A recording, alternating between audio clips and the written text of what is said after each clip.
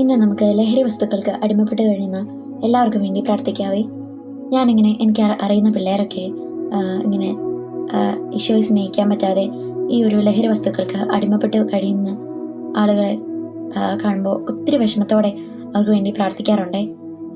ഇങ്ങനെ അവർ ഒരു പക്ഷേ അവർ ഇതിന് അടിമപ്പെട്ട് പോയിട്ടില്ലായിരുന്നെങ്കിൽ ഈശോയെ അവർ എത്രത്തോളം മറ്റുള്ളവർക്ക് കൊടുത്തേനെയെന്നും അവരിൽ പലരും വിശുദ്ധരായി തീർന്നേനെയെന്നൊക്കെ ഞാൻ ചിന്തിക്കാറുണ്ട്.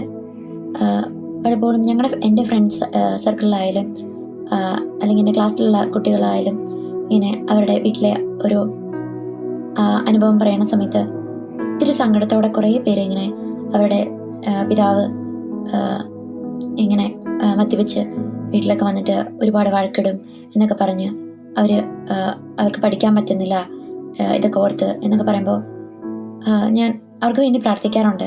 അവരെ പോലുള്ള ഓരോ കുട്ടിയെയും അവരുടെ ആ കുടുംബത്തെയും സമർപ്പിച്ച് പ്രാർത്ഥിക്കാറുണ്ട്. പിന്നെ ഇങ്ങനെ വാർത്തകളിലൊക്കെ വായിച്ചും കേട്ടൊക്കെ ഇങ്ങനെ കുറേയധികം സഹോദരങ്ങൾ ചേച്ചി ചേട്ടന്മാരൊക്കെ ഇങ്ങനെ ലഹരി വസ്തുക്കൾക്ക് അടിമപ്പെട്ട് പോയെന്ന് കേൾക്കുമ്പോൾ അവരെ രക്ഷിക്കുന്നതിന് വേണ്ടി ഈശോയോട് പ്രാർത്ഥിക്കും. അവരറിഞ്ഞോ അറിയാതെ ആയിരിക്കാം ഈ ഒരു ലഹരിക്ക് അടിമപ്പെട്ട് കഴിഞ്ഞു പോകുന്നത്.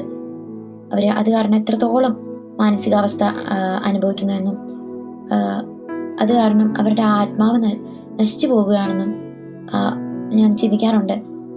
അവരുടെ ആത്മാവ് നശിച്ചു പോകുന്നതിലൂടെ അവരുടെ ആത്മാവ് നരകത്തിലേക്കാണല്ലോ പോകുന്നത്.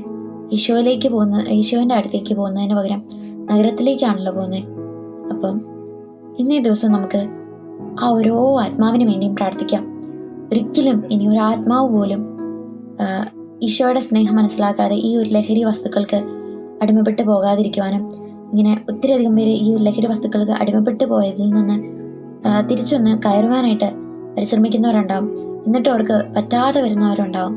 അവരെയും നമുക്ക് ചേർത്ത് ഇന്നേ ദിവസം നമുക്ക് മുട്ടിന്മേലായിരുന്നതുകൊണ്ട് കൈകളൊക്കെ വിരിച്ചു പിടിച്ചുകൊണ്ട് ഈശോയുടെ കുരിശ് ബലിയോർത്ത് ഈശോയുടെ ആ കുരിശിലേക്ക് നോക്കിക്കൊണ്ട് നമുക്ക് അവർക്ക് ഓരോരുത്തർക്കും വേണ്ടി പ്രാർത്ഥിക്കാവേ.